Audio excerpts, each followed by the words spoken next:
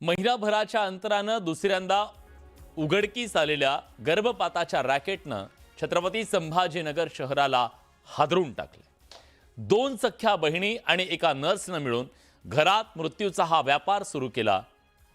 70 ते 80 हजार रुपयांचं पॅकेज देऊन गर्भातच मुलींची हत्या करणारे हे नराधम। या रॅकेटचे धागेदोरे आता सिल्लोडच्या एका डॉक्टरपर्यंत पोहोचलेत।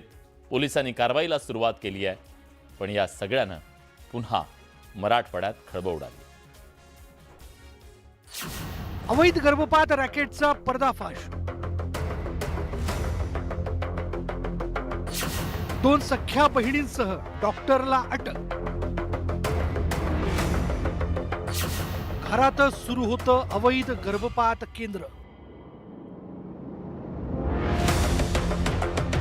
छत्रपती संभाजीनगरच्या सातारा परिसरातील एका चाळीत थाटलेल्या अवैध गर्भपात केंद्राचा पोलिसांनी पर्दाफाश केला।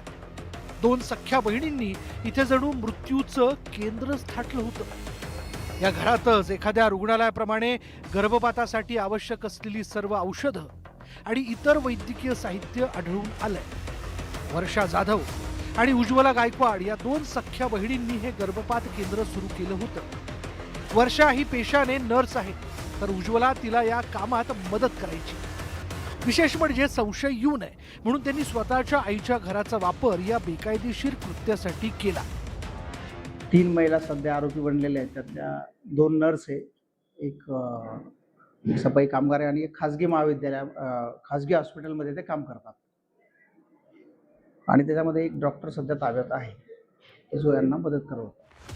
या रॅकेटचं कनेक्शन छत्रपती संभाजीनगरच्या सिल्लोड तालुक्यापर्यंत पसरलंय। सिल्लोड तालुक्यातील निल्लोड इथला BMS डॉक्टर विकास मिठाराम आहेर हा या रॅकेटमध्ये सहभागी असल्याचं समोर आलंय। तपासणीच्या नावाखाली हा डॉक्टर महिलांना या टोळीकडे पाठवायचा। तिथे त्यांचा अवैधरित्या गर्भपात केला जायचा। 70 ते 80 हजार रुपयांमध्ये गर्भपात केला जात असल्याचं पोलिसांच्या तपासात उघड झालंय। पेशंटला विचारलं की तुम्ही कुठं सोनोग्राफी केली होती, काय केली होती, तर निल्लोड म्हणून सिल्लोड तालुक्यामध्ये डॉक्टर आहेरचं नाव घेतलं। रात्रीच पोलिसांनी तिथं टीम पाठवून त्या डॉक्टर आहेरला बी अरेस्ट केलंय, त्यांनाही आणलेलं आहे। त्याची पुढं चौकशी चालू आहे।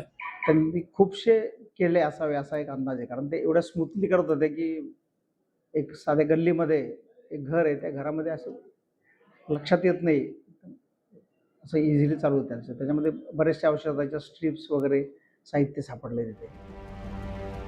यापूर्वीच्या अवैध गर्भपात प्रकरणांचे धागेदोरेही भोकरदन आणि सिल्लोड पर्यंत पोहोचले होते। छत्रपती संभाजीनगरात उघड झालेल्या या रॅकेटमधील या सर्वांची आणखी एक साथीदार ज्योती पवार अजूनही पसार आहे।